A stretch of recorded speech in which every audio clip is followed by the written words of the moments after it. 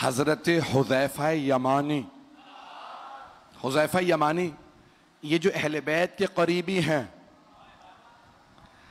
हजरत ज़ुश्शहादतैन खुज़ैमा ज़ुश्शहादतैन है ना, ये बड़े बड़े जलीलुल क़द्र असहाबे रसूल हैं।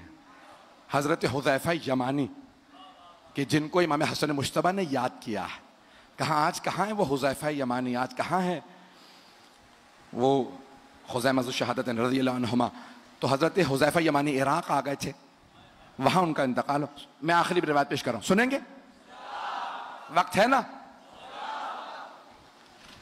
आखिरी रिवायत। तब ये अजीज़ान गिरामी दुआओं में आले मोहम्मद के अलावा ऐसों का भी वास्ता दें तो दुआ कबूल हो जाती है।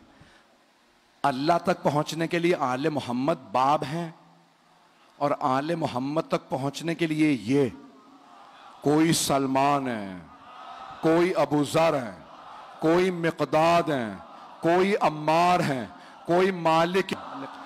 तो हज़रत हुज़ैफ़ा यमानी इराक़ में इंतकाल हुआ, वहीं पे कब्र बनाई गई,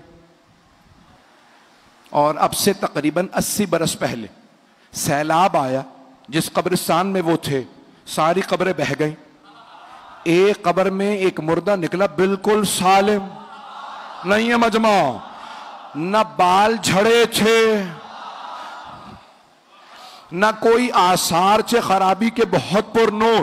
तो कहा भाई ये कब्र किसकी थी? तख्ती पे लिखा था हुज़ैफ़ा यमानी। दोबारा जनाजा एक मर्तबा कांधों पे उठाया, आगा मोहसिनुल हकीम ने जनाजा पढ़ाया, कहा कहां दफना है? कहा मदाइन में सलमान के पास।